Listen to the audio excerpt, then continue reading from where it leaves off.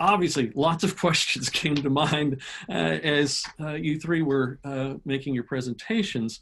And so I'm going to try and just come up with some questions that might find ways to sort of synthesize and create ways for us to think about application. As John emphasized, we have in Galatians 3 this baptismal formula, so that when Paul is baptizing people in his churches, part of what he's teaching them is this neither Jew nor Greek, slave or free, male and female. And what's sort of sad? So Kathy talks about this sadness, when we're confronted by these things. We have this baptismal formula, this teaching of the early church that all of these divisions should be bridged by Christ. And yet 2,000 years down the road, we're still dealing with them.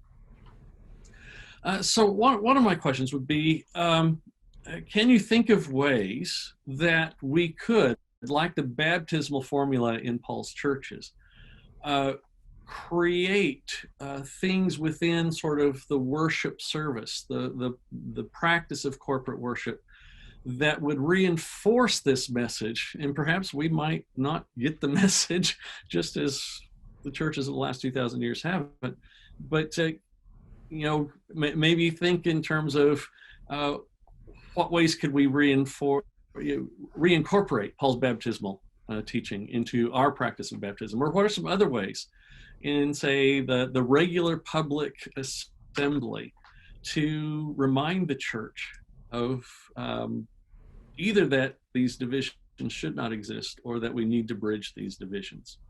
And I'll let you volunteer, whoever wants to start out first. Well, since you asked the question in terms of the church's public worship, I am appreciative of the value of liturgy and hymnody. In the long run, what we believe and what we know about our faith is often embodied or contained in expressions that we repeat most frequently.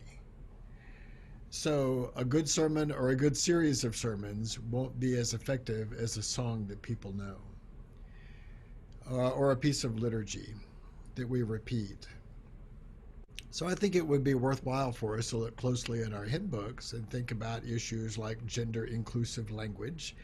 How do we reinscribe patriarchy in just the way we sing all the time? It's hard to get that out of your minds when we're constantly reinforcing it in the way we sing. And issues of wealth and poverty, and issues of ethnic misunderstanding.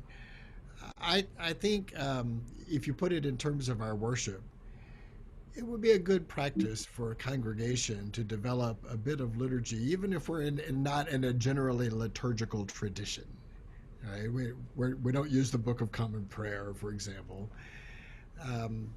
But if there's a bit of liturgy that a congregation can say we can adopt or compose our own, something that expresses succinctly our belief and commitment to the kinds of ideals that we've been discussing today, just to say that out loud together as a group, week after week after week, has value. Okay, Chris, I appreciate that. I think there are some very interesting ways. John, you're on mute. Sorry, I would offer also, I think, just from the lens that I tried to bring to what we were doing with the socioeconomics, I think these myths of identity function in all three of the kind of areas that each of us discussed, both in the ancient world and today. And myths of identity are so fundamental and to who we are, and I think part of that is because they're inscribed and they're reinscribed and they are enacted in the things we do. And so I appreciate your observation and your question about, are there ways that we can act or things we can do ritualistically in our assemblies? And I would suggest that sometimes what we need to consider is even one step prior to that. because it has to do with how we structure who gets to act and who gets to authorize or create those actions. And I think that gets to some of what Kathy's saying, that we potentially have a wealth of gifts in a variety of our churches that, because of myths that we have or ideas that we have or convictions perhaps that we have about what gender or physical sex might mean, or what is possible for somebody who comes from a certain socioeconomic background or from a particular ethnic background, we have structures that we may not even see that stop them from even being able to help shape what we do. And perhaps if we could find ways to get past our own obstacles and our own ways of being stuck on those identity pieces that prevent us from inviting that full inclusion, those folks could come and give us some profound things we could do in our services that we're missing, that might bring to light some new ways of doing things and seeing things and being. Yeah. I guess I would say, and I appreciate both what Chris and John have already said, but in the age of COVID, a lot of our churches are still meeting online or through Zoom or some way. And that might be an opportunity to do some things differently in ways that we haven't thought about. You know, sometimes something as easy as, just changing the vocabulary that we use, that we might not have to call something a teaching moment. Maybe we could call it a reflection, and that may sound gamey, but if we're all online, sitting home, drinking our coffee, maybe we're a little more relaxed, and maybe there are possibilities for doing some things together that we haven't done when we're in the formal assembly as we have known it for most of our lives. And the importance of caring for the poor through this, I mean, that's another heart jerker, because they're worse off right now than we are, or at least most of us. Maybe this is an opportunity to again think outside the box when we worship and be inclusive in our language, in our rituals, in our hymns, to just even name that those who are desperate. And so, yeah, whatever we can do, I think now is a golden opportunity to take a leap forward and a leap in faith to try some things. Yeah, thank you very much for those observations. And especially, thinking about our current situation, which none of us are happy with, but can present a brand new opportunity to rethink about how to provide these bridges and to actually live out this baptismal confession. Another thing I'd be interested in hearing some reflection from, we only have a few more minutes, but at one level, Chris, it sort of seemed like what you were saying with neither Jew nor Greek is that it's Christ working in very specific groups that should keep their, we might say, tribal identity. The reason that language came up is because the church where I preach is 40% African refugee. And one of the challenges is trying to make sure we are all Christians, but reveling in the fact of our differences, which we see ourselves as Revelation 5 being lived out. But then it sort of seemed like in John's presentation, there's more of this issue that, yes, we have these economic differences, but we really shouldn't, that maybe those things need to be blurred in some real way, not some mythical way. And then it also raises the issue of gender on how do we, what is our, in terms of bridging a divide, are we trying to blur things, sort of like some people in the early church who said that all women needed to become males to enter the kingdom of heaven, saying 1:14 in the Gospel of Thomas, for example. So you have some very strange views of gender in the early church and that have continued. So I would be very interested in just hearing maybe just a very quick summary of how you see both unity and diversity in terms of the three different categories. I'll say something quickly about gender. I have really benefited from reading Miroslav Volf's book on inclusion. And, well, that's not the title, but he has a chapter on gender inclusion. And one of the things he talks about, and pulls in other theologians as well, is to say maybe we need to think more relationally about how the Trinity works.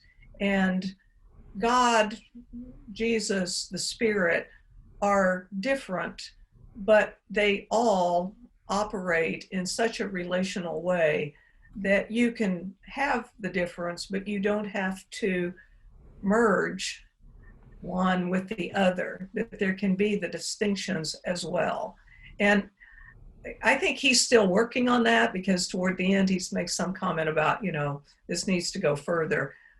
And I need to think it through more myself, but it's an appealing idea. So I'll leave it at that. I think one of the things we need to do is learn to recognize people in our congregations as assets, regardless of their circumstances and experiences. If we have someone in our congregation who has bottomed out as an alcoholic and has lost everything and is trying to struggle to recover, instead of viewing that as somebody that is our responsibility to help, we might view that as somebody who is, for us, an entree into a network of other people in trouble. This is an asset. This is a way into a community. So when I was in another congregation in another state and chairing the benevolence committee, I looked around and who signed up to be on the benevolence committee but a couple of sisters who lived in the projects and some of the poorest projects in the country.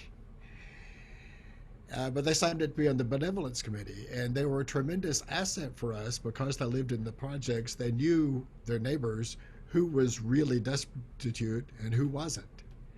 And so they could identify for us families that had real needs, and we could commit to work with them and deliver groceries. And there were people in our congregation who were willing to shop every month so that we could add something fresh to the grocery bag and something that would be customized for the particular people we were serving.